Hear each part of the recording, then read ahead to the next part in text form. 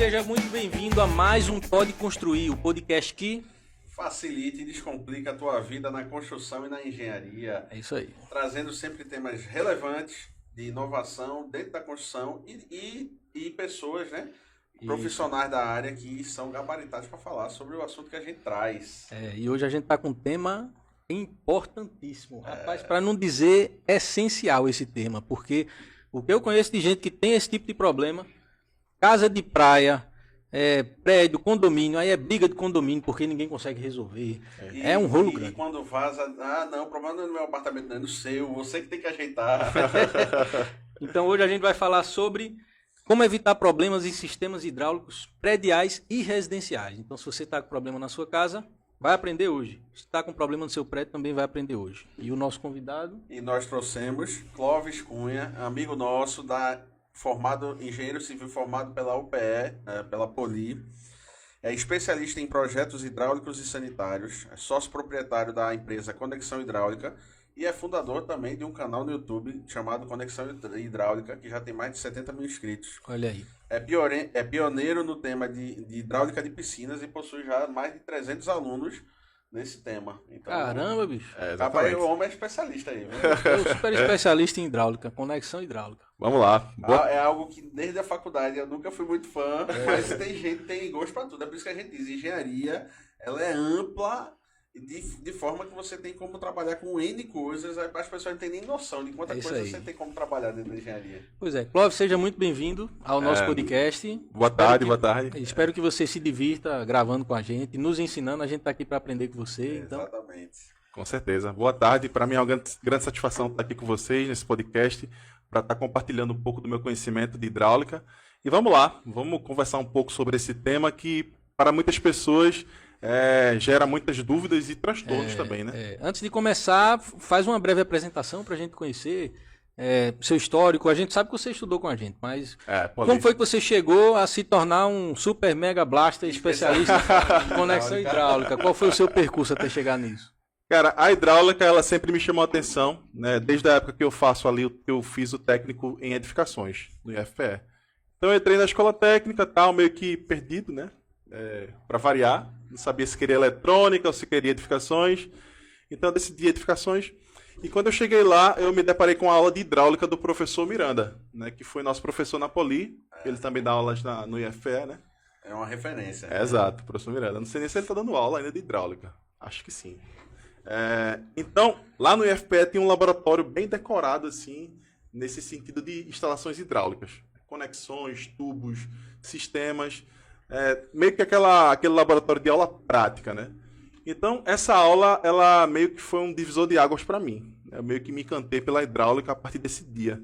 Eu lembro que eu fiquei observando aquele laboratório e, cara, é isso que eu quero para mim. Vou terminar o técnico, vou me especializar nisso e já é. Fazer engenharia, né? Caramba, que massa. Trazer esse...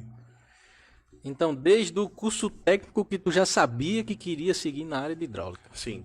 Antes de começar a engenharia ainda? Antes de começar a engenharia, né, eu meio que perdido ali, caí no laboratório de hidráulica e me descobri nessa área. Que massa, velho. Assisti as outras aulas, mas não tinha tanto interesse, né, em me especializar nisso. E daí, aí foi o início, né. E depois eu tive uma experiência muito boa no Tribunal de Justiça, no qual eu fui projetista hidráulico durante 8 anos. Então aí também foi onde eu me formei na parte prática, né? Entendi. Que eu assisti aquelas aulas do IFPE, tal. Na Poli ainda não tinha hidráulica, porque a gente só paga ali na metade do curso, né? De engenharia. Então essa experiência prática, ela me fez o projetista que eu sou hoje, o profissional de hidráulica que eu sou hoje. Entendi. Porque eu fui exposto a várias situações, né, de projeto hidráulico, de prédios horizontais. Tribunal, ele projeta o quê? Fóruns, né? Então, são desafios, né, e eu passei por várias experiências nas quais eu consegui me moldar um projetista hidráulico, né? Que legal, cara. E aí passei 8 anos nessa pegada aí, só projetando hidráulica. Muito bom. E você chegou a fazer alguma especialização na área de hidráulica ou aprendeu na vida mesmo? Aprendi na vida. Eu, na verdade, quando eu trabalhava com hidráulica no tribunal, eu cheguei a fazer uma pós de estruturas. Deu aquele lapso. Será que é isso que eu quero mesmo? Aí eu fiz estruturas, acabei não gostando, né? Mas eu fazia estruturas e continuava trabalhando com hidráulica, né? Tanto no Tribunal de Justiça e projetos por fora que passaram a aparecer, né? Então, aparecia um projeto ali, alguém me indicava, eu ia fazendo, né? E daí eu fui fazendo meu nome por fora do tribunal, como autônomo, projetista, e isso me ajudou bastante. Depois eu fiz uma pós em recursos hídricos, gestão de recursos hídricos. Aí já tá mais próximo da tá mais área, próximo, né? Quando foi que você começou a divulgar o teu trabalho na internet? Usar as ferramentas de Instagram, YouTube para apresentar teu trabalho? Assim, eu sempre dei aula, né? Eu trabalhava no Tribunal de Justiça e ao mesmo tempo eu dava aula à noite, no grau técnico. E daí eu sempre buscava as disciplinas de hidráulica para me aprofundar ainda mais, né? Entendi. E daí eu passei a ganhar desenvoltura de sala de aula e etc. E daí eu segui alguns perfis de engenharia no Instagram e vi alguns perfis, algumas pessoas já estavam falando sobre hidráulica, né? E daí eu disse, cara, eu posso fazer igual esse cara aqui. Eu posso fazer parecido, um perfil aqui que eu falo de hidráulica, eu tenho uma experiência prática, já dou aula. E daí surgiu Conexão Hidráulica. A minha esposa, ela deu o nome, ela criou o nome Conexão Hidráulica. Eu lembro até hoje, cara, que nome eu coloco, que nome eu coloco? Ela coloca Conexão Hidráulica. Né? Conexões, né? Aí eu, que nome brilhante e tal. Fiz uma logo e... Desde quando que tu tá na internet? Eu tô na internet desde 2019, cara. Caramba. Comecei só com o Instagram. 100 inscritos, fazendo aqueles posts do início, né? Que a gente não sabe fazer direito, né? Aí faz de todo jeito. Mas começou a engajar, né? 300 inscritos, 500, 1000. Eu disse, opa, peraí. 1000 já é um marco, Tem né? mais gente interessada no Exato. que eu tenho pra falar. Exato. Aí como o meu forte é fazer vídeos explicando alguma coisa, surgiu a ideia de também criar o YouTube. No YouTube você explora mais essa questão do vídeo longo, do VOD, né? Então eu criei o YouTube com o mesmo nome, Conexão Hidráulica, e daí eu fui postando vídeos com frequência e foi crescendo mais rápido que o Instagram. Eu disse, opa, tá crescendo mais aqui do que aqui. Aí eu passei a botar mais energia no YouTube. Tanto é que o meu YouTube tá com 72 mil inscritos. Massa. Eu vejo que quando é um conteúdo mais prático, mais voltado para estudo, o pessoal prefere o YouTube, né? Acho que o Instagram é mais para lazer.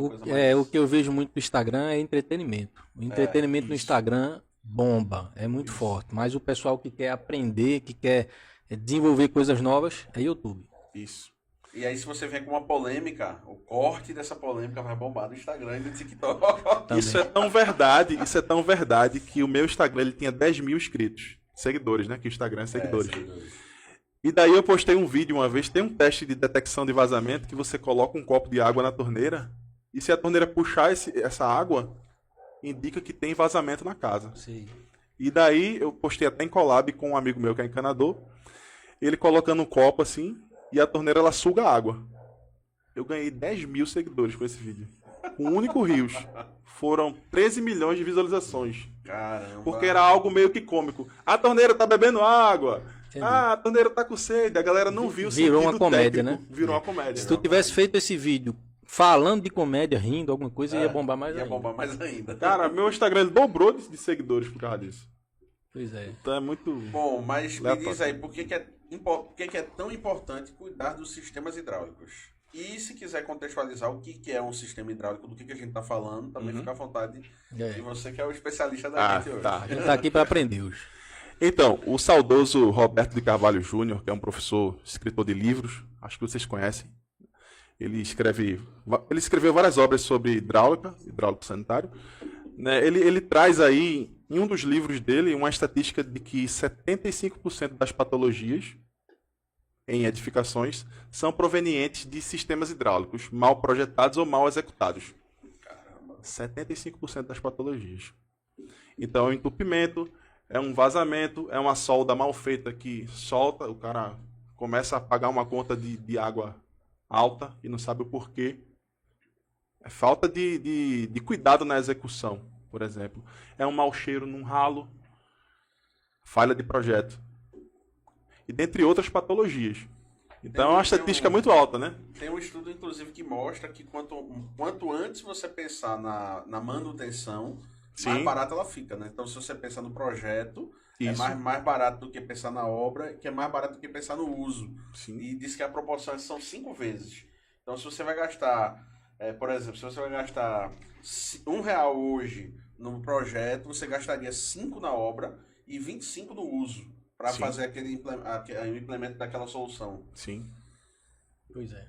É realmente impressionante. Então aí também já puxa o gancho da importância de pensar no projeto. Exato. Eu escutei de um engenheiro uma vez, fazendo uma casa de alto padrão.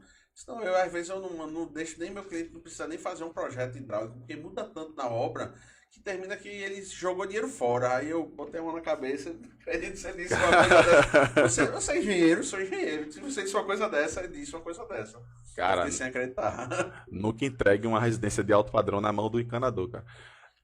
Possa ser que você encontre um encanador, né, e eu conheço encanadores que conhecem a norma e que são capazes de executar até sem o projeto uma coisa perfeita. Eu conheço encanadores que têm esse conhecimento. Mas a maioria não tem. Então, se você entrega uma casa de alto padrão que tem sistema de água quente, tem uma piscina com sistema hidráulico diferenciado, tem pressurização, fatalmente vai acontecer algum tipo de patologia que você vai carregar ali pela vida toda. Né? Pela vida toda não, né? Porque você vai identificar o erro e fazer... Eventualmente você vai resolver, né? Mas se for, tipo, embaixo de um concreto, alguma coisa do tipo, um esgoto mal feito, você vai ter o mau cheiro para sempre. A não ser que você quebre o porcelanato e refaça a instalação. E aí o custo vai lá para essa altura, né? Exato. Dá um resumão aí para a gente entender, e principalmente para quem é leigo e não sabe. O que é que compõe um sistema hidráulico, as conexões e as principais diferenças entre o residencial e o predial, por exemplo?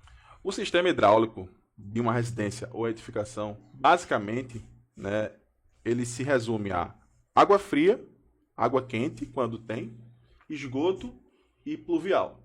Então são 4 sistemas principais. Mas a maioria das residências mais simples só apresenta ali 3 sistemas principais: água fria, esgoto e água pluvial. Vamos se resumir a esses para a gente facilitar o entendimento. E a mais simples, não tem nem o pluvial. A água cai direto no... É o telhado jogando para um dos lados. Então, o sistema de esgoto, por exemplo, ele é composto pelos tubos que conduzem um efluente, ok, que é o esgoto propriamente, para fora da edificação, e o sistema de ventilação. Eu trouxe aqui, deixa eu ilustrar aqui. Aí é bom. Trouxe aqui uma caixa sifonada, para a gente pensar aqui o sistema de esgoto. Assim fica fácil de entender. Então aqui eu trouxe, vamos supor que isso aqui seja parte do sistema de esgoto, tá? Ele é muito mais complexo. Tem o vaso sanitário, tem o lavatório, mas aqui é uma parte importante na qual eu vou mostrar para vocês o sistema que conduz o efluente para fora da casa e o sistema de ventilação, tá bom? Então aqui nós temos uma caixa sifonada, tá? Aqui eu tenho um joelhinho, e esse joelhinho ele vai formar o fecho hídrico.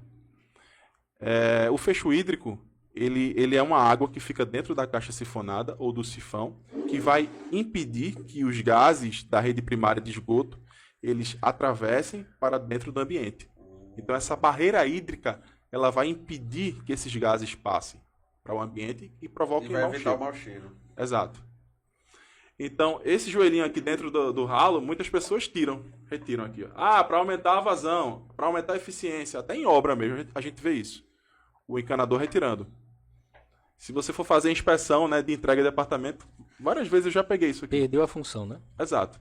Ele vai ser um ralo que vai ter passagem de gases odoríferos da rede primária de esgoto, e aí dentro do ambiente vai ter aquele cheiro de esgoto, e o cara às vezes fica sem saber o que é quando vê isso aqui. Às vezes o cara tá com um fedor no banheiro e é só colocar um negocinho desse aí que resolve. Exato. Aí ele chama o encanador, não, isso aqui, meu amigo, é uma confusão.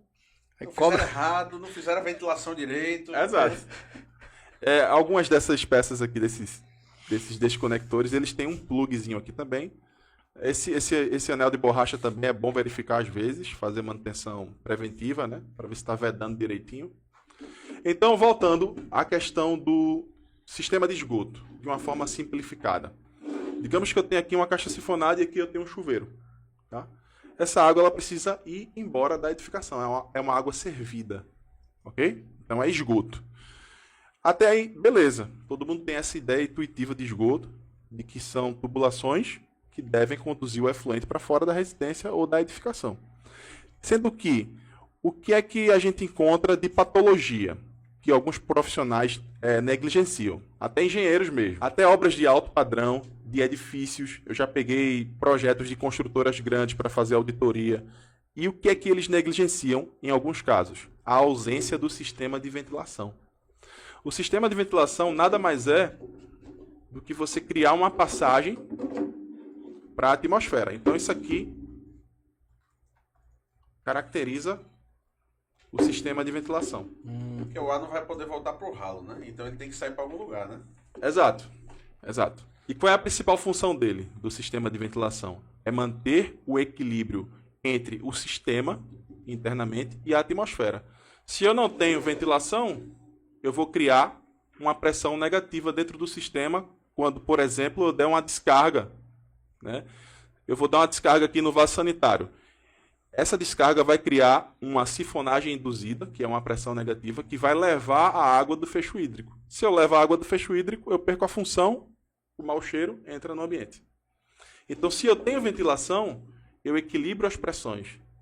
Então, eu não tenho esse problema da sifonagem induzida, da autossifonagem, que são fenômenos que carregam essa água do fecho hídrico. E a gente sempre pensou que a ventilação era para o gás ir embora. Ir embora, né? Nada a ver, pô. Para equilibrar a pressão. Tem muito mais a função de equilíbrio de pressão. Então, tem toda uma forma de fazer. Tem a norma ANBR 8160, de 1999. Existem formas, existem distâncias mínimas que você deve manter entre esse ponto e o desconector, que é 2 vezes o D. Tá na norma, né? Está na norma.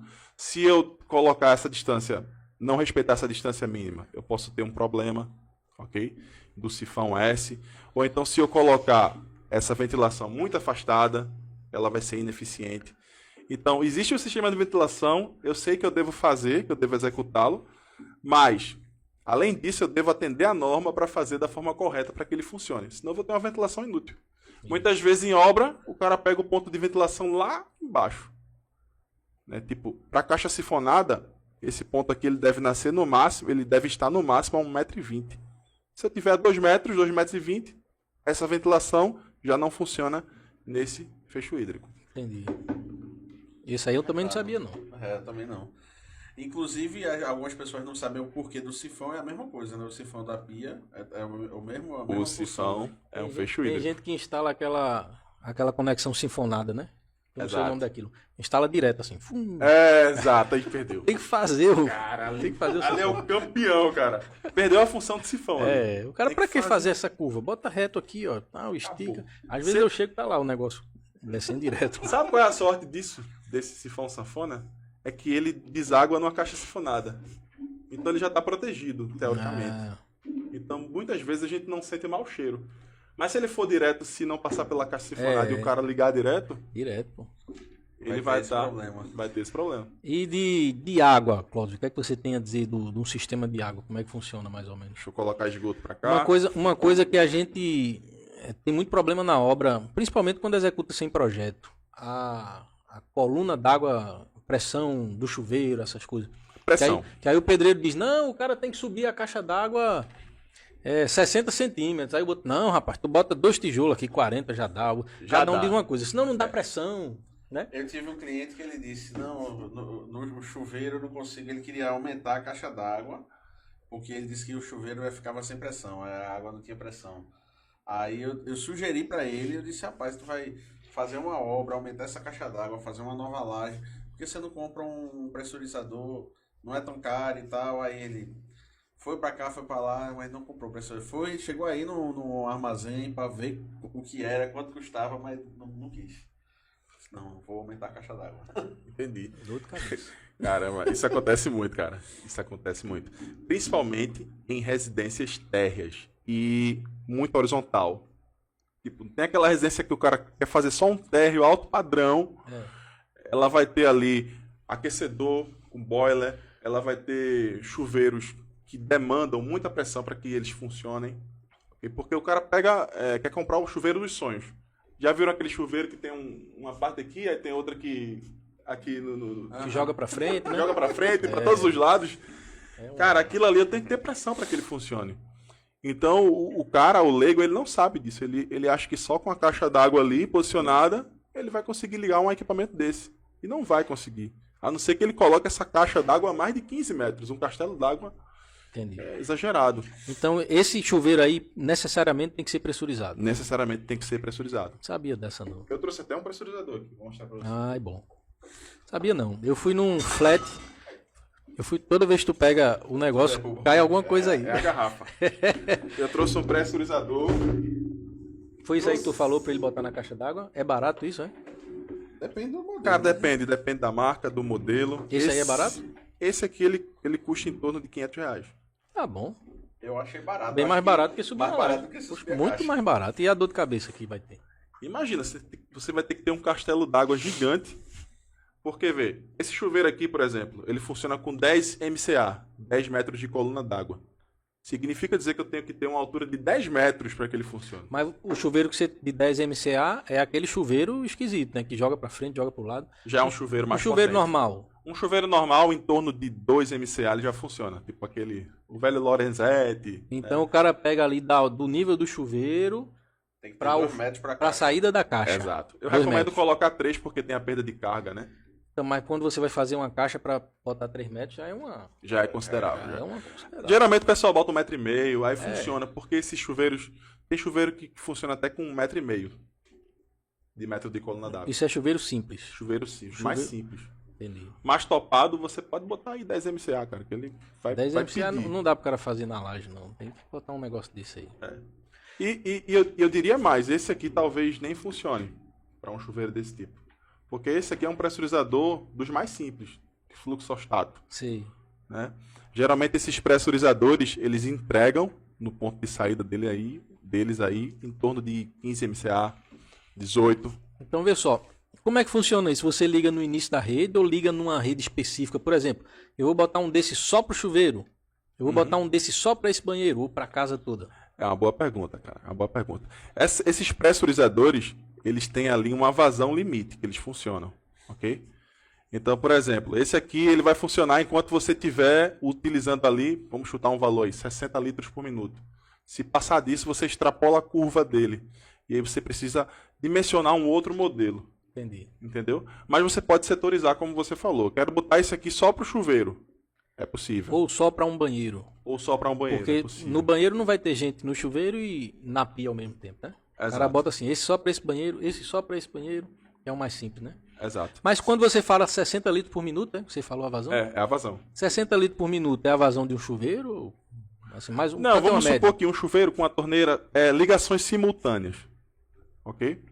Eu não duvido que exista um chuveiro com essa vazão, não. Mas o chuveiro normalmente ele pega menos do que isso, menos de Muito 60. menos, muito menos. Bem menos, é? Bem menos. Ah, é muita coisa. Eu tô 60. falando assim numa situação de uso simultâneo.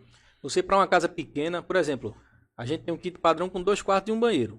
Um negócio desse aí, tranquilo, né? Porque só tem um 2 banheiro. quartos e um banheiro, sim, tranquilo. No máximo, o cara vai estar, assim, na pior situação. Alguém vai estar tomando banho no banheiro e alguém vai estar lavando roupa ou lavando louça na pia e atende, né? No dimensionamento tem um coeficiente de simultaneidade que você considera. Então, tipo, eu vou considerar 80% de simultaneidade. Entendi. Então eu tô considerando uma margem maior. Bem E confortável. o cara vai utilizar a torneira gourmet, o chuveiro e a torneira do lavatório, tudo ao mesmo tempo. né? Entendi. É interessante você também fazer um briefing com a família, né? Quantas pessoas tomam banho de manhã, por exemplo? Vai ligar quantos chuveiros, mais ou menos, assim, uma média, para você ter uma ideia aí de consumo. Se a pessoa colocar um pressurizador desse, necessariamente ela tem que ter a caixa elevada ou ela pode ter só um reservatório inferior? Esse pressurizador em específico, que é um pressurizador com fluxostato, como vocês estão vendo aqui, ó. Isso aqui é uma chave de fluxo. Ele necessita de pelo menos aí uns 50 centímetros. Isso vai variar Mas de marca para 50 marca. É pouco, né? Chave de fluxo É é a pouco. chave que impede o retorno, né? Não, é que aciona o pressurizador. Quando ele sente o fluxo aqui passando, ele aciona. Quando você aciona lá uma torneira, alguma coisa, aí Exato. a água vai começar a passar. Quando a água Depois começa a movimentar, aí ele Exato. turbina. Esse pressurizador em específico, que é o de fluxo, ele tem que ter aqui um mínimo de distância entre o fundo da caixa d'água e ele, para ter ali uma coluna d'água, para movimentar a água. Quando você coloca ele no nível da caixa d'água, não significa que ele não vai funcionar, mas ele vai funcionar meio que, ó, bicho, tá me prejudicando aí.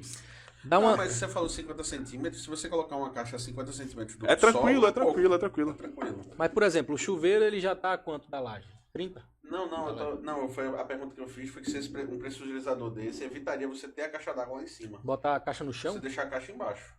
Aí ele disse, ela tem que ter 50 centímetros de distância. Nesse caso aqui. De distância ou de desnível? De Desnível. altura, né? De desnível. Aí você faz uma base de 50 no chão. Isso. Ah, rapaz. Essa foi a ideia. Aí você não precisaria ter uma caixa d'água em cima Rapaz, dela. eu vou mudar meus projetos tudinho, bicho.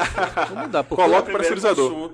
Consulta o especialista. você vai mudar meus projetos tudinho. Cara, pressurizador é vida, cara. Porque esse negócio de botar caixa em cima da laje, rapaz, isso é uma dor de cabeça. É uma meu dor de amigo. cabeça grande. O cara reforça a estrutura todinha, eu podendo fazer uma estrutura bem simples, faço um negócio bem reforçado, porque o cara quer botar 1000 litros lá em cima. Exato. Quando é 1000 é bom, né? A gente quer botar 2, 3, 5. Geralmente é 2 de 1000. E quer botar escondendo no telhado. É lógico, e vai ficar vendo, é feio, né? Aí você detonou a pressão Eu do... me apaixonei por esse negócio aí. Eu acho que eu vou comprar um pra deixar lá na minha escrivaninha. Existem outros tipos, tá? Também. Você pode falar. Outros tipos maiores, né? Mais potentes também, né? Com outro tipo de funcionamento. Existem os pressurizadores com fluxostato, que são esses. Com pressostato. Quando ele sente a queda de pressão, ele aciona um pressostato, tipo bomba de incêndio. E existem os mais modernos com inversor de frequência. Que aí você consegue setar a pressão, tipo, eu quero 10 MCA aqui, eu consigo controlar isso. Eu quero subir um pouquinho mais, consigo controlar. Esses aqui não, eles soltam a pressão de fábrica. A padrão. Esses de inversor de frequência e com pressostato, eles podem ser instalados no nível da caixa d'água. Ou até acima aqui, assim. Fazendo assim. E quanto é o valor de um equipamento desse? O de inversor de frequência, ele custa em torno de 1.800 reais. Ainda tá melhor do que levar a laje. É isso que eu ia falar, que ainda Tá não melhor. é caro. É o top do top, né? Existem pressurizadores da Rova, por exemplo, que estão na casa dos 5.000 reais.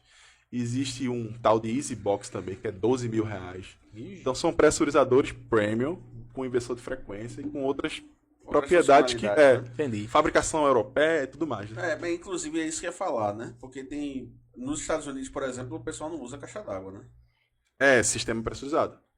Na Europa também, existem vários países que não tem. Exato. A ideia de caixa d'água, num dos países que mais tem recurso hídrico, que é o Brasil, a gente precisa de caixa d'água. Mas toda vez que eu pegar um projeto agora, eu vou dizer, jogue na mão de Clóvis aí, que eu não vou fazer caixa. Pode mandar, cara. Não vou fazer torre de caixa pra ninguém não, bicho. Vamos botar isso aí agora, todo lugar. Inclusive, o pressurizador também pode ser utilizado para reserva técnica de incêndio, né?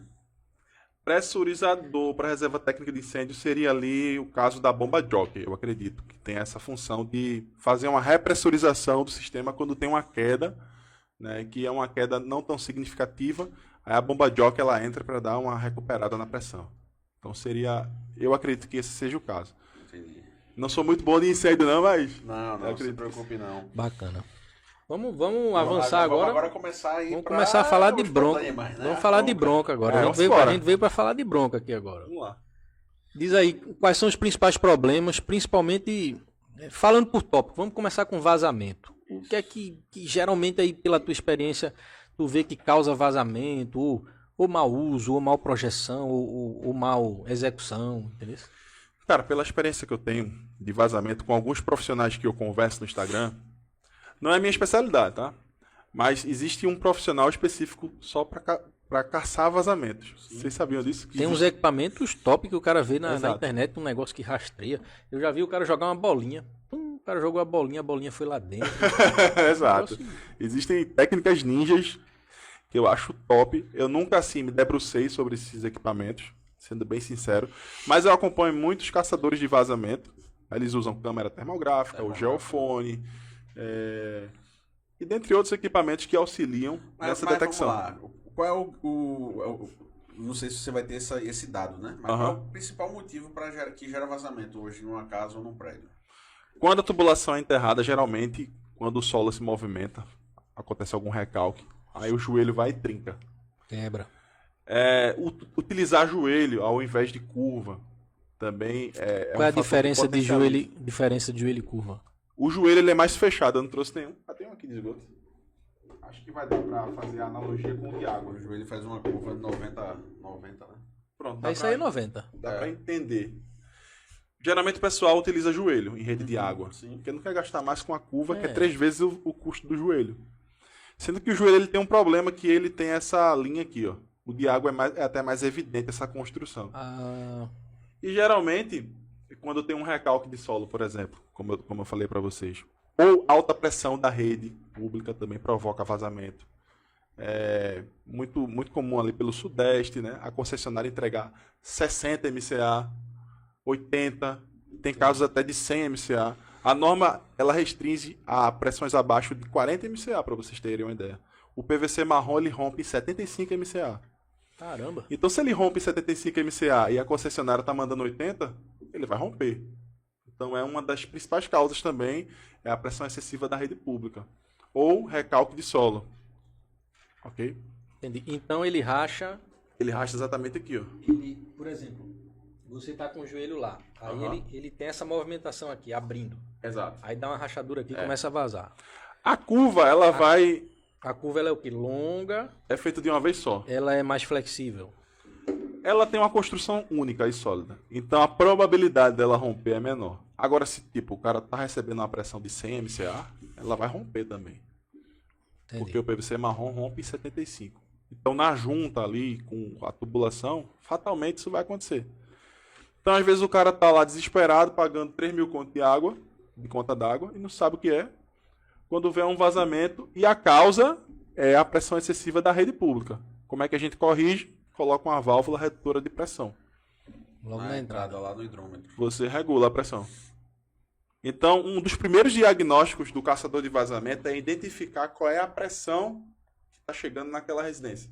Se tiver excessiva, ele já mata o motivo que está causando o possível vazamento. Quer dizer que se o morador ele abrir a torneira e ele identificar que a pressão está muito forte, Aham. ele já tem que tomar uma atitude para testar isso aí e Isso. ver se está acima do que Isso. a rede suporta, né? Eu não sabia Isso. disso, não. É porque aqui em Recife, eu acho que o mais comum é a água chegar sem pressão. É o Exato, aqui em Recife é bronca. Tanto que eu já vi vários casos de pessoas que instalaram uma bomba logo depois do hidrômetro, porque quando a água chegava sem pressão, ele ligava a bomba. É muito e aí, comum. aí, inclusive, bombeava a água da rua, não deixava o vizinho sem água para chegar Mas na casa dele. mas eu já fui em Recife não, já fui em lugar no interior que a pressão era absurda, velho. Absurda, tanto que pra gente fazer a obra, a gente fazia um engate de tipo uma mangueira provisória para fazer a obra. E com frequência aquilo soltava. De repente vinha uma pressão, pum, soltava, eu tinha que refazer, aí eu acho que tava com uma pressão maior do que isso aí, velho. Provavelmente. Mas eu não sabia que tinha que medir, que tinha esses Tem. 40 MCA no... A gente mede com manômetro. Eu tenho um manômetro de engate, basta ter um ponto de meia ou 3/4, eu consigo engatar o manômetro e medir a pressão. Se tiver acima de 40, já tem que tratar. Isso. Isso já é um ponto para você tratar no projeto. Então, quando me contratam como projetista, a primeira coisa que eu faço é, vou fazer uma visita em campo para verificar a pressão. Porque eu faço todo um projeto e eu tenho uma pressão alta chegando, eu vou estar projetando uma bomba pro cara. Agora me diz, quantos projetistas hidráulicos que tu contratou fez isso? Tô por aqui, conhece meu Instagram já, né? Meu contato eu tenho. Comigo nunca fizeram. Eu não sabia nem que isso existia. Tem que fazer uma medição prévia, todo um cuidado, um brief inicial também. É a mesma coisa da sondagem, né? O cara que é calculista vai dimensionar a estrutura, o cara vai querer a sondagem, a medição do terreno. Aham, Você vai querer a pressão que entra. exato. É lógico. E uma coisa para projetar na parte de esgoto, né? Se você for projetar fosso sumidouro, você vai precisar também do teste de absorção do solo, né? Exato. Sempre. Que tem gente que também não faz. Aí cai na prefeitura, no setor do licenciamento, não passa. Porque não tem o teste de absorção, não tem a memória de cálculo.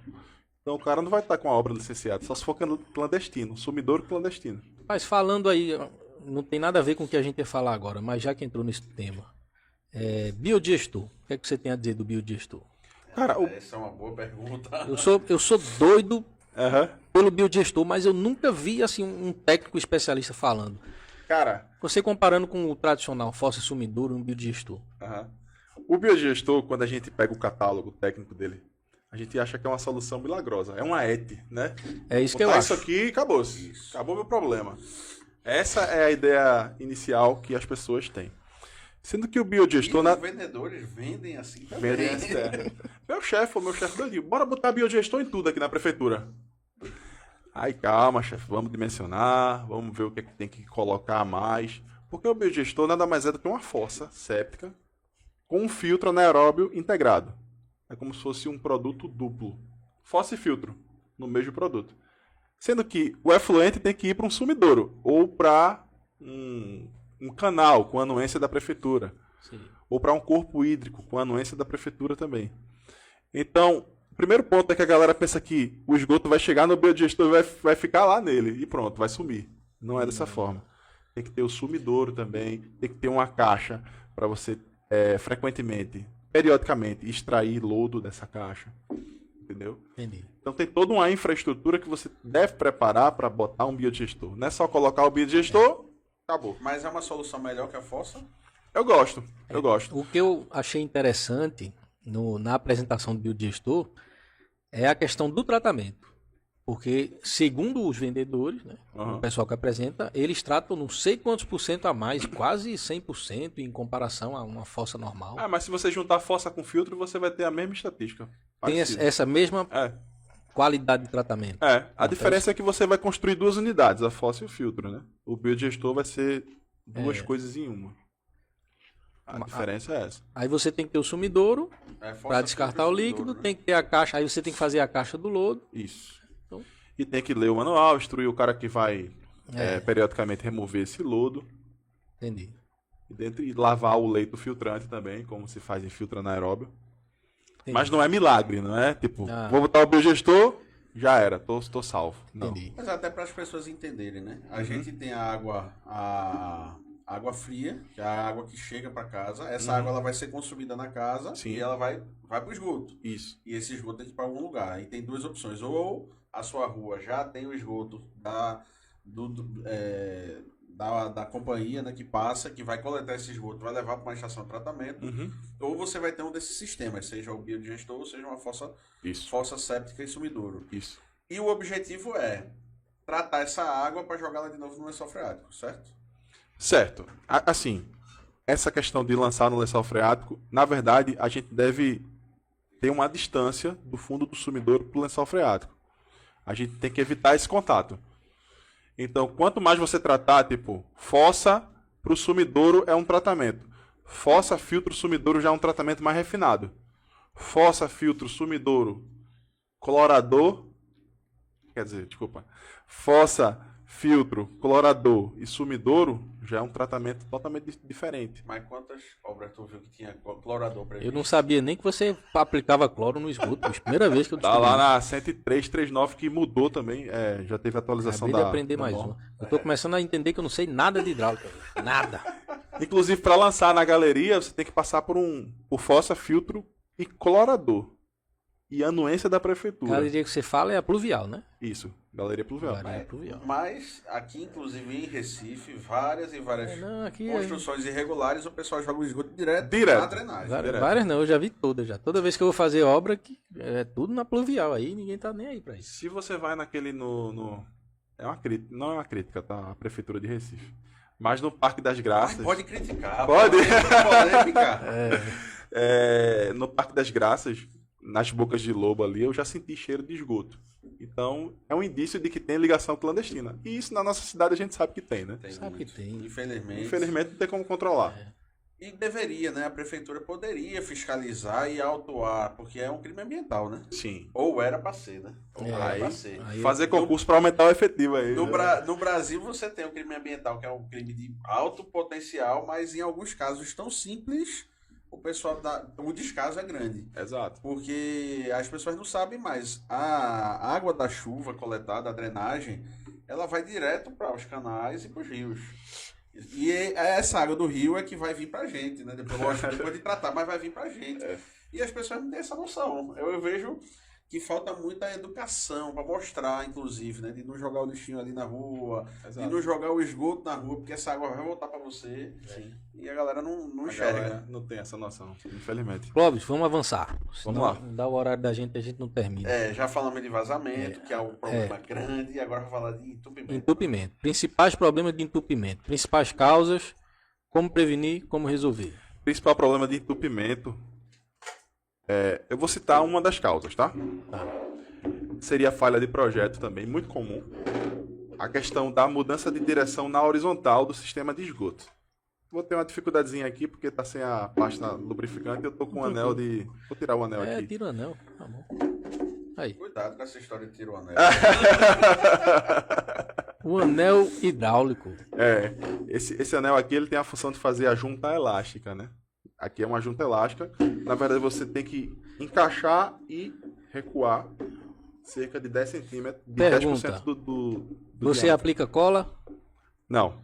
Só a borracha é suficiente. Isso aqui é uma junta elástica, a borracha com a pasta lubrificante e um pequeno recuo para fazer uma junta. Ah, tem um recuo, é? Tem. Olha outra aí, ó. De 10% do Olha. diâmetro do tubo que você tá usando. Que Com Maria. certeza o encanador calcula É, na hora de... calcula. Ele dá uma puxadinha, pô, ele dá uma puxadinha. Ele não calcula, não. Eu nunca vi encanador puxar nada aí, viu? Alguns encanadores, eles marcam, faz uma marcação aqui e puxa. E, por exemplo, ele mede com a trena. Que é bem Ele preciso, tem essas que é medidas bem na cabeça. precisa, a treina que é bem precisa. Geralmente o cara faz pá e pronto, né? É isso que eu vejo. É isso aí. Tá pronto, doutor? Mas é porque isso aqui dilata, né, com o calor, né? Então eu tenho que ter uma junta elástica, de fato, para não provocar... Sem cola. E se eu botar cola? Aí lá. Aí não tem junta, aí não tem junta. Aí Em acabou alguns... de ferrar não tudo. tem junta, não vai ter junta, não vai ter absorção da dilatação. Mas existem casos, tipo sifão de peças, que o pessoal está utilizando muito para resolver a questão da lavanderia.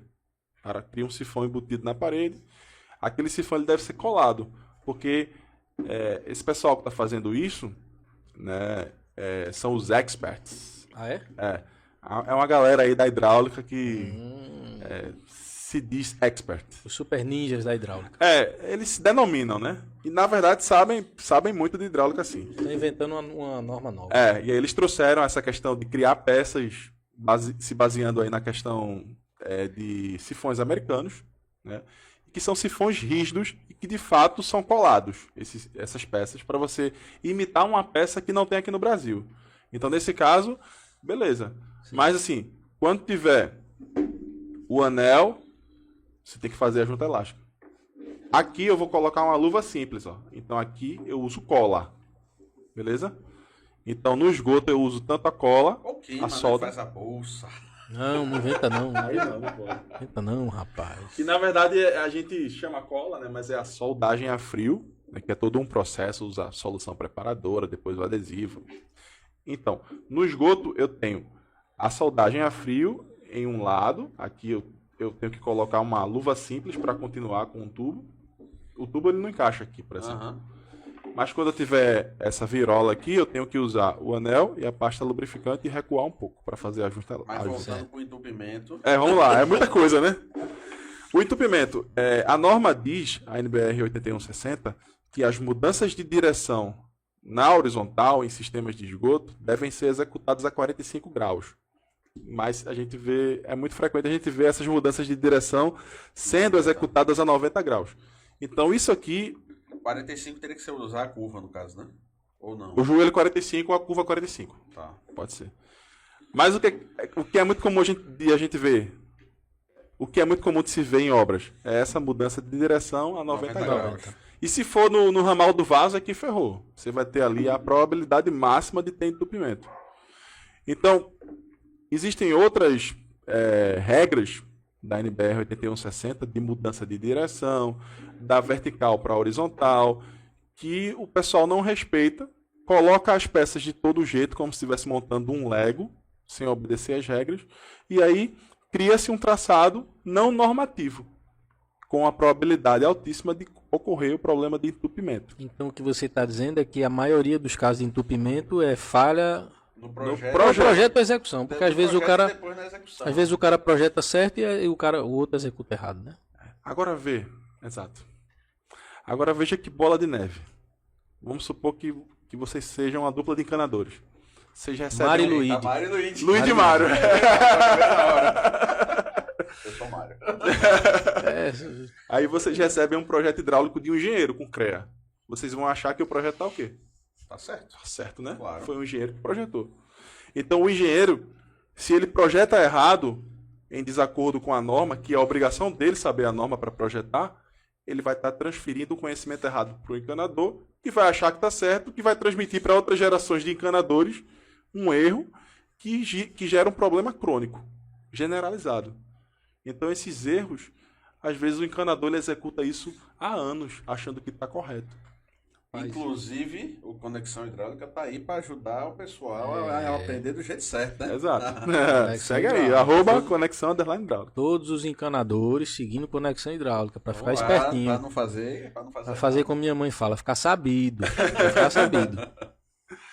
Então, Bom, um problema generalizado, cara, que vai... entupimento em geral, então falha no projeto e ou falha na execução. Exato. Mas se projetar de acordo com a norma e executar certinho de acordo com as instruções, Aham. aí a probabilidade de entupimento é muito pequena. Diminui drasticamente. Você utilizar também pontos de inspeção para você fazer ali uma desobstrução. Não é que Mas nunca aí vai esses entupir. pontos de inspeção, eles já são previstos no projeto ou não? Não, a norma sugere como boa prática e o projetista adota. Utilizar também curvas de raio longo vai diminuir drasticamente a probabilidade de entupimento. Uhum. Entendeu? Porque existe o joelho, a curva curta e a curva longa. A curva longa ela tem um raio mais aberto, por exemplo. Uhum. Existe a curva 45 graus, joelho 45 graus. Qual é que tem a probabilidade de entupimento maior? Esse aqui. Joelho. Ainda que eu esteja a 45 graus e dentro da norma, esse aqui, que é a curva, ela vai ter menor probabilidade de entupimento, porque ela tem um raio mais aberto. Então, se tu projeta um esgoto com curvas e dentro da norma, você vai estar ali no supra-sumo de quê? Faltou a palavra. Supra-sumo da excelência. Supra-sumo da excelência. Tu tem noção de quantos por cento a parte hidráulica corresponde a uma casa? Custo? Tu tem? Custo. Cara, É porque a parte dele é A técnica. parte dele não é orçamento. Isso você tem que perguntar ao orçamentista. Valeu. Mas por que surgiu essa dúvida? Na verdade, eu vejo muito a planilha orçamentária, é muito pequeno o percentual. É. 10%, né? É menos, É menos, é chega menos. a ser 3 a 5%. É. Então, deixa 10% no... O custo chega a ser 3 a 5%. Só queria ter a certeza do especialista. Mas em orçamento não passa disso. Só que às vezes as pessoas querem economizar usando material de segunda ou trocando a curva para um joelho por conta de centavos. Sim, Porque o joelho é 50 centavos, a curva é R$1. sim. Eu estou economizando 50%, mas 50% em tão pouco e não sabe o prejuízo que vai ter depois, né? Exato. E, tipo, a questão do ponto de inspeção. Você não prevê o ponto de inspeção. É algo bem preocupante também. Porque, às vezes, acontece um entupimento e o cara não tem por onde desobstruir.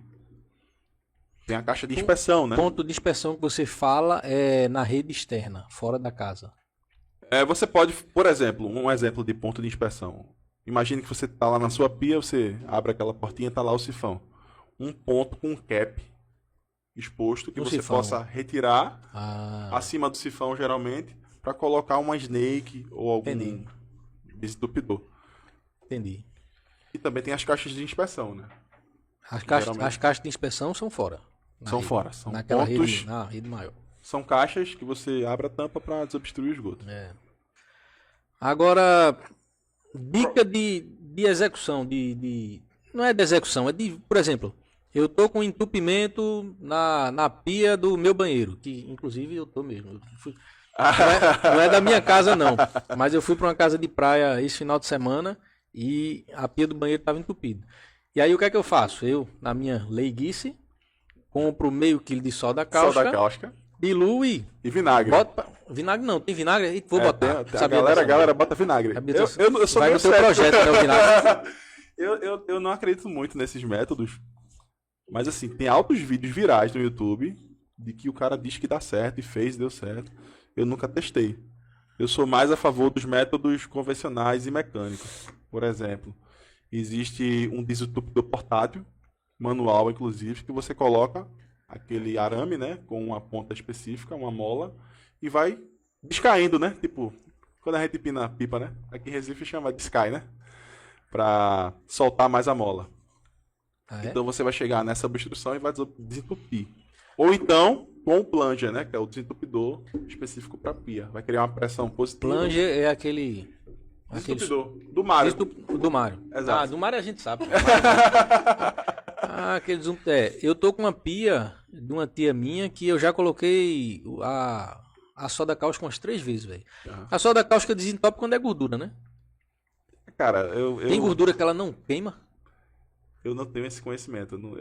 Porque eu a nunca soda, testei a a soda soda cáustica, cáustica. ela queima gordura, né? Ela come gordura. Eu nunca testei esse Só que eu método, já por isso botei que eu não- 3 vezes, botei até numa concentração alta, velho, não desentupiu. Então eu tô achando que não é gordura. Existem relatos de que, na verdade, causa um efeito reverso, né? Você pode estar criando incrustações, se você Entendi. exagerar. O certo é você entrar com um objeto mecânico no carro. É. Ou então joga Coca-Cola. Coca-Colazinha. Será que a Coca-Cola é pior do que a soda, bicho? Dizem, né? Caramba, eu não Existem tomo esse altos negócio. métodos aí que eu sou meio cético. Vou jogar o vinagre. Eu prefiro o tradicional, você com um desentupidor mesmo. Desentupidor. Do Mário. Tenta esse primeiro, se não funcionar, aí tem que ir para o desentupidor para a máquina mesmo. Desentupidor pra máquina. Isso aí é caro, é fácil de comprar? Você pode contratar um profissional. Ah, Chama o encanador. tem que chamar o um especialista. encanador, Chama o desentupidor. Mas vê só, bicho, eu sou engenheiro. Se eu chegar na casa da minha tia e disser, ô tia, eu vou ter que contratar um cara, ela vai dizer, tu estudou pra quê, danado? Aí você pode comprar um tufão. Tufão é como se fosse só a mola. É em torno de R$ 99. Se você colocar no Google aí. Ajuda. Aí você vai Você não ia pagar colocando a mola. 99 para o encanador, não. Ajuda, né? É, você bota uma luva, aquelas luvas de borracha, e vai colocando a mola dentro da. Se for Nutella, se for aí vai na mão mesmo. Pega aquele arame mesmo, né? Faz umas dobras. Tá bom. Bom, problema de pressão a gente já falou, pode ser resolvido com pressurizador e com um bom projeto, né? Sim. E se tiver ruído na tubulação? Ruído na tubulação é questão de velocidade. Velocidade no escoamento. Então, no dimensionamento, você consegue controlar. 3 metros por segundo é o máximo. Então, passou disso, a gente tem que fazer manipulações, né, dentro de uma planilha de cálculo, aquela que Miranda ensina pra gente, com 12 parâmetros. Somente. Você tem que limitar as velocidades para evitar essa questão do ruído. Ruído é rede de água, então. Também tem rede de causa esgoto. Tem Aí esgoto rápido assim, com essa velocidade? tem, esgoto também provoca muito ruído. E existe uma série, que é a série Redux da Tigre, que é os tubos são todos É laranjas. porque se você pensar em prédio, e Ah, o prédio, último andar lá, o esgoto vai ter que descer, Eu tô né? pensando em casa. Tá certo. Você pode usar a série Redux da Tigre que resolve. É tudo laranja, as conexões e tudo. Fazendo um breve mexão para Tigre. Me patrocina aí, Tigre. E qualidade da água, que era um dos pontos que a gente queria perguntar. Isso. Qualidade da água, vamos lá. Tem um tópico bem viral, um tema bem viral em relação à qualidade da água, né, que é a questão da água que chega da concessionária, né? Geralmente chega ali com, sei lá, com uma cor diferente, ou com algumas partículas, sujidades, enfim. Você pode evitar isso na sua residência instalando um filtro que seja aqui antes da linha de entrada, antes da boia, né, da caixa d'água. Pode ser perto da caixa d'água ou pode ser no cavalete. Então esse filtro ele vai minimizar essa questão da qualidade da água. Você vai ter uma água filtrada, né? E antes da sua caixa d'água essa água vai ser filtrada e aí você vai ter uma qualidade melhor. Mas mesmo com filtro, tem que limpar a caixa d'água de 6 meses ou não? A Sim. lataria Sim, limpar a caixa d'água. de 6 meses. Isso. Se não me falha a memória, é 6 meses. Eu esqueci agora. Não, é 6 meses. É 6 mas meses, porque né? tem gente que acha que é de 6 em 6 anos, né? Aí...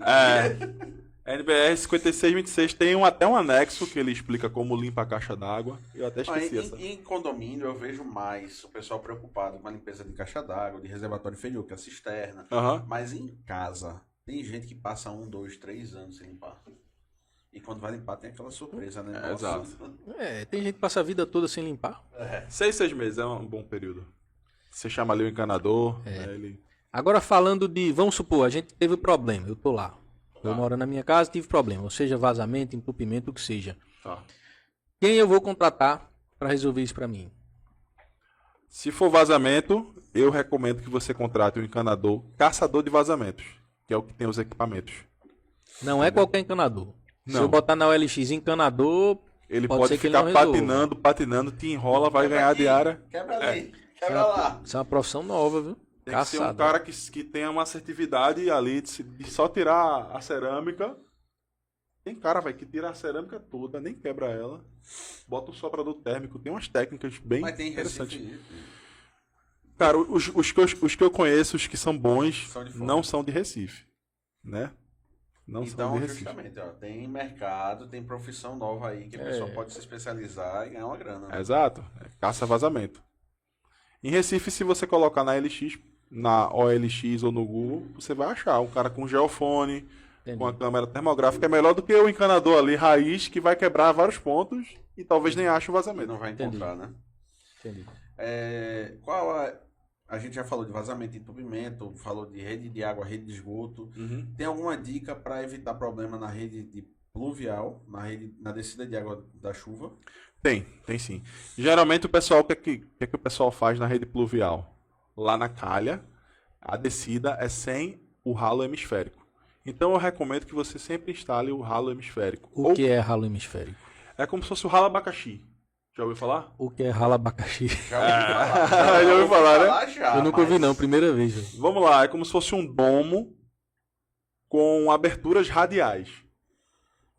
Saca? É uma bola, Isso aqui, ó. Tipo isso aqui, ó. Não é um negócio desse, não. Não. Ele é uma bola fechada. É uma bola fechada. Tipo isso aqui, ó. A minha mão aqui, ó. Ah, certo. Você encaixa no tubo e isso vai fazer com que o escoamento ele seja de forma radial. E vai evitar menos entrada de ar, por exemplo.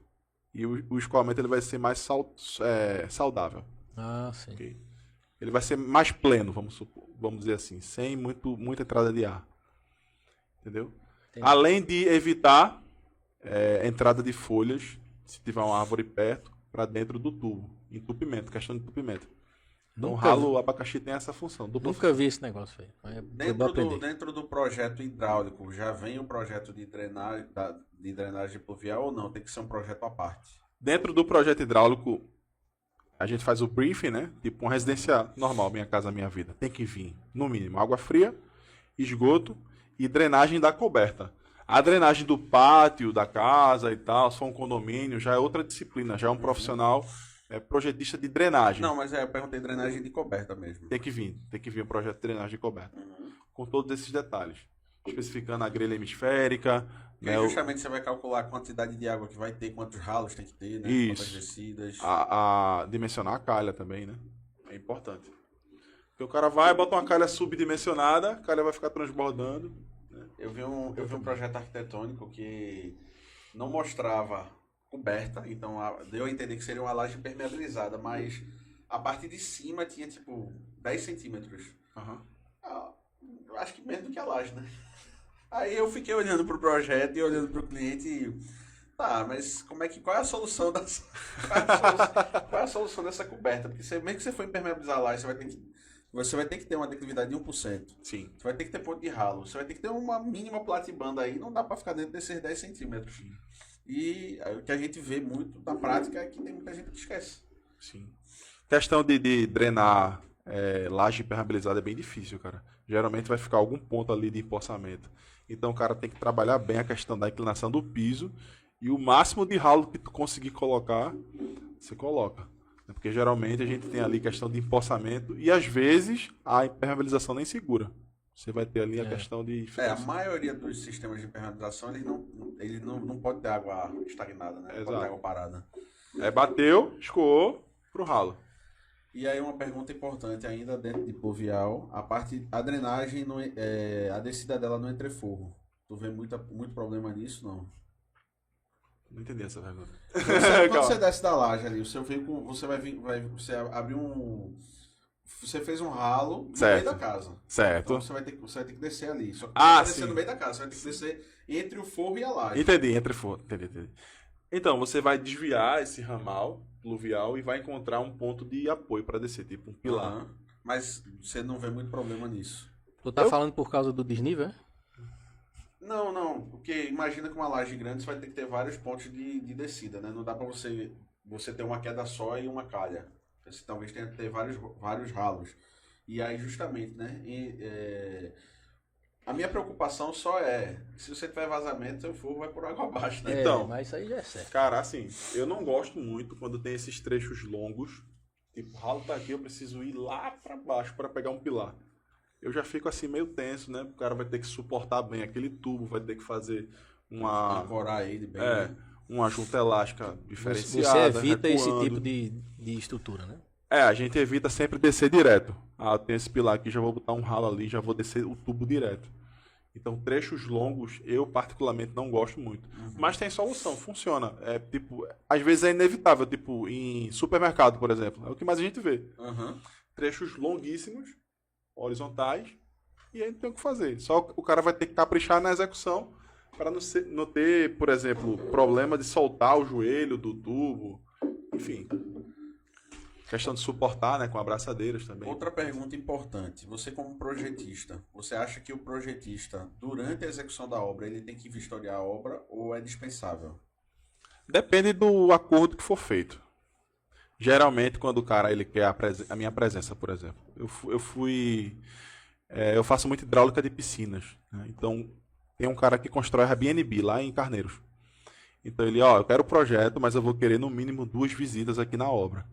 Aí a gente acerta um valor à parte. Né? Porque eu vou me deslocar, né? Combustível. Não, mas a pergunta é, tu acha imprescindível essa visita para dar uma Eu acho importante um contato direto com o projetista. Legal. Imprescindível, assim, diria que... Vai depender muito de quem está executando, né? Exato. A capacidade técnica de quem está executando. Exato. Mas assim, se o cara quiser uma segurança a mais, aí ele pode acertar para o projetista fazer umas visitas. Aproveitar que a gente falou de piscina, vamos falar de piscina. A gente não falou nada de piscina. Vamos falar de piscina. Tem até um presente para você. Opa, é uma piscina? Eu tenho até o lugar para botar. Eu tô até com uma piscina verde lá para tratar. Deixa eu ver se eu descubro aqui como é que é. É um livro que a gente escreveu. Opa, eu e meu sócio, né? Na verdade, ele escreveu esse livro, eu ilustrei. Guia de projeto, piscinas com borda infinita. Exato. Que massa. O engenheiro Gustavo Rodrigues, ele é meu sócio. E aí a gente fez um guia para projetar piscinas com borda infinita, que é uma das maiores dificuldades do pessoal. É difícil, Massa. É difícil. Assim, agora não é se mais. você controlar a técnica Agora não é mais. e projetar certinho, não se torna difícil, não. Olha aí. Parabéns, cara. Parabéns e obrigado aí pela lembrança. Valeu. Vai ficar de enfeite aqui pro nosso podcast. Obrigado. Piscinas com borda infinita. Muito bom. Eu tô com uma piscina verde. Clóvis Cunha. Foi feito tratamento, foi aplicado o cloro, enfim. Lá em Catuama, na praia de Catuama. E o pessoal fala que a água de lá, ela já tem cor. Aí tem gente que fala que é por causa dos coqueiros, enfim, não importa. O que importa é que a água já vem do poço com cor, meio amarela. E eles fazem o tratamento, não conseguem deixar a piscina transparente, com uma cara bonita. Tem alguma dica? Cara, assim, geralmente quando a piscina tá verde, é questão de formação de alga. Então o piscineiro, o tratador de piscina, né? Ele usa ali um produto chamado algicida. Algicida. É tipo um anti-alga, sabe? Então ele vai dispersar esse produto e aí essas algas elas vão morrer, vão deixar de existir, a água vai deixar de ficar verde. Não é muito minha área, tratamento de piscina. Eu vi um pessoal na internet jogando sal. Um monte de sal na piscina e tal. Pra simular o mar, né? O cara tá com saudade do mar. Sim. Mas ele jogava, mas tinha algum sentido, assim, parece que substituía o cloro em algum momento ali do tratamento. Também não entendo muito. Sim. Só entendo de usar. Essa questão do sal que o pessoal joga é para gerar o cloro automaticamente através de um equipamento chamado gerador de cloro. Legal. Então eu tenho como deixar na minha casa de máquinas uma mini usina de cloro. E esse cloro, através do sal que é disperso na piscina, ele será gerado automaticamente. Então, existe uma uma forma de minimizar a manutenção que você vai ter, né? Exato. Você não vai precisar ficar jogando cloro na piscina. Entendeu? Esse equipamento já vai gerar para você automaticamente. E tipo, a água não fica com gosto de salgado, porque a concentração é muito baixa. Entendi. Agora me diz aí, quais são os cuidados que você tem que ter numa piscina, você como projetista? Que tipo de detalhe, de filtro, de nível, sucção e tal? Uma das questões que eu levanto muito a bandeira e bato muito de frente com isso é que a maioria do pessoal que constrói piscina, não estou dizendo que são todos, mas uma grande maioria, eles constroem fora da norma. E o que é construir fora da norma no universo da hidráulica de piscinas? É você pôr uma vida em risco. Piscina? Exato. Porque eu projeto hidráulica fora da norma, esgoto. Eu vou ter um mau cheiro. Eu não vou teoricamente matar ninguém, a não ser que o cara se tranque no banheiro e tenha uma intoxicação. Mas não é comprovado que o gás do esgoto ele mata. Existe até uma tese do doutorado que fala sobre isso. Mas enfim, em piscinas, se você errar na sucção, a questão do dreno de fundo, você pode matar uma pessoa. Então você vai ser responsabilizado na qualidade de projetista. Vai ser penalizado como Projetista como hidráulico. engenheiro civil, Como? né? Sugando a perna, o braço da pessoa, é isso? Exato. Eu já vi na internet, criança. Principalmente, acontece muito com criança. Que ela É frequente, cara, é frequente. Então, assim, resolvendo esse problema, a sucção tem que ser o quê? Mais suave, não pode ser muito forte, para não puxar. Assim, a norma tem todo um parâmetro para você seguir, para você construir os drenos de fundo de forma normativa. E fazendo dessa forma, você vai evitar esse tipo de acidente. E o que é que você deve prestar atenção quando você for construir um dreno de fundo dentro de uma piscina? Primeiro, a primeira regra é que você deve sempre utilizar 2 drenos de fundo, porque um vai servir de alívio do outro. Imagina que tu obstrui essa grelha aqui, a força ela vai estar em 2 drenos, ok? Porque eu vou ter aqui o tubo ligando os dois, então eu vou estar succionando os dois ao mesmo tempo. Entendi. Então a força não está em um único dreno. Se eu prendo uma pessoa em um único dreno, a força é bem maior. Se eu prendo uma pessoa em um único dreno, mas eu tenho um dreno de alívio, a probabilidade dessa pessoa se sair, ela aumenta. Entendi. A força diminui. E se você tiver 3? Aí Melhor? melhora. Melhor, né? Melhora. Desde que você obedeça ao equilíbrio hidráulico. Entendi. Você deve succionar de forma equilibrada, nunca de forma desequilibrada. O que seria succionar de forma equilibrada? Eu não tenho como desenhar isso aqui, mas é você puxar pelo meio. Tipo, aqui vai ter um ralo, aqui vai ter outro. Você puxa pelo meio. Uhum. Se você puxa mais perto desse dreno, esse dreno vai ser mais forte. Uhum. Entendeu? Então a força de alívio do outro diminui. Entendi. Além de um detalhe construtivo que a gente chama de nicho normativo, que é nunca e em hipótese alguma o tubo que vai estar ali no dreno de fundo, ele deve encostar ou chegar muito próximo da grelha. Ele deve ter uma distância. Então a gente faz um pocete de segurança para colocar a grelha do dreno de fundo. Além de ter que colocar grelhas anti-aprisionamento. Então, uma série de cuidados normativos que a maioria das piscinas que são construídas não atendem. Pelo fato de não conhecerem a norma, a NBR 10339, pelo fato de não ter um projeto hidráulico de piscinas. Tem gente que não faz nem projeto estrutural de piscina. Exato. Agora, E mata muita gente isso aí, cara. eu não sabia. Mata rodo.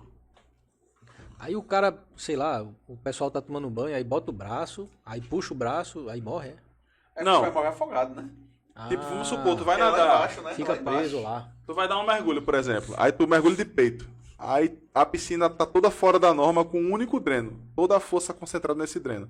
Aí pega teu peito e fica preso aqui nesse Ele dreno. puxa. É, Você nem encostou o peito, você passou perto, ele puxa Ele você. puxa. Aí segura, você não consegue sair. Não consegue. Aí morre afogado. Morre afogado. Ah, agora eu Cabelo também. Cabelo é mais frequente, né? Mulher, por exemplo, ou o cara cabeludo. entendi. Caramba, é perigoso mesmo. Agora, geralmente nas piscinas que eu frequentei, o ralo era na lateral, na parede. Também É isso. é comum, mas tem a mesma função. E se não obedecer à norma, ele vai provocar acidente da mesma forma. Qual é a diferença da sucção no fundo e a sucção lateral? Alguns tipos de piscina, como a piscina de fibra, ela não pode ter o dreno no fundo, porque vai fragilizar ali aquele ponto, né, da fibra de vidro. Então você se coloca na piscina de fibra o ralo na lateral. Ou piscinas de concreto, o cara optou por colocar na lateral, sem problemas. Também. O risco é o mesmo. O risco vai ser o mesmo, se for construído fora da norma. Se você colocar o ralo da piscina na parede, você deve obedecer todos os parâmetros de segurança da norma. Nicho normativo, grelha anti-aprisionamento, sucção equilibrada, Entendi. no mínimo 2 drenos de fundo e espaçados de 1,5 m. Eu não posso ter... Porque você talvez esteja pensando em você, mas você pensa uma criança de 8 anos, É. que é pequena e muito leve. Aí ela mergulha, mesmo que seja da parede, se ele puxar ela pode ficar presa ali. Não sai. O cara pensa... Exatamente. O cara pensa, eu vou botar 2 drenos de fundo. Tô dentro da norma, eles devem ser espaçados de no mínimo 1,5 m. Porque, por exemplo, se eu colocar a 80 centímetros os dois, eu me obstruir aqui com as minhas costas, a probabilidade de eu obstruir a panturrilha aqui, ela aumenta, porque eles estão muito próximos. É, isso é verdade. Então eu afasto.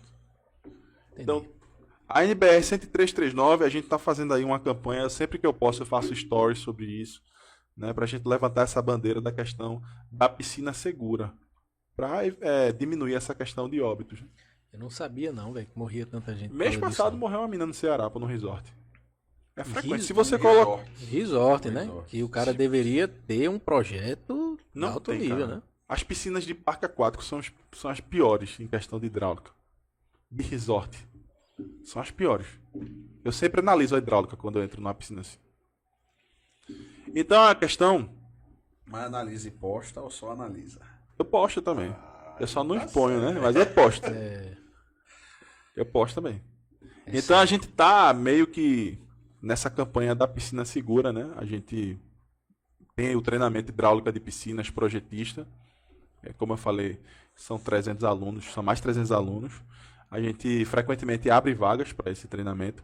E dentro desse treinamento a gente ensina do zero, a pessoa vai aprender do zero até desenvolver o projeto total. Dimensionamento, lançamento das tubulações, a questão da segurança. Então o cara ele vai se tornar um projetista ali que vai entregar um produto que não vai matar ninguém, que vai estar dentro da norma e que vai ser funcional. Até para quem é executor também é bom fazer um treinamento disso. Né? Mesmo que o cara não queira projetar, mas o cara vai faz, entender, né? entende. Tem muitos, a gente tem Quando muitos. ele pegar o projeto, ele vai dizer, isso aqui não tá legal, Exato. velho. Vamos melhorar. A gente tem muito lojista, muito executor, muito encanador que faz o treinamento só para entender a dinâmica da construção ali da hidráulica. Bacana. Rapaz, por mim eu tô realizado já, o nosso tempo já está no limite. Passou de uma hora. Tem mais alguma pergunta? Não, é só se você tiver alguma dica extra e algum dos assuntos que a gente abordou. Tem aí. mais algum comentário, alguma coisa que você acha importante deixar aqui? Só vou deixar uma recomendação para o pessoal que constrói, que sempre contrate um projetista hidráulico, nunca negligencie essa questão. Ah, hidráulica meu pedreiro vai fazer. Cara, não faz isso, principalmente se você estiver aí construindo alto padrão, até a sua residência mais simples também. Sempre procure a ajuda de um profissional, projetista hidráulico, para que tudo saia dentro do controle. Para que você tenha ali uma casa funcional, sem patologia. Sem ruído, sem vazamento, sem entupimento, Exato. sem perda de carga, sem falta de pressão. Exato. O projetista hidráulico ele vai resolver tudo isso. Bacana.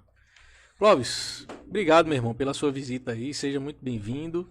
E a gente tem que marcar um podcast só de piscina.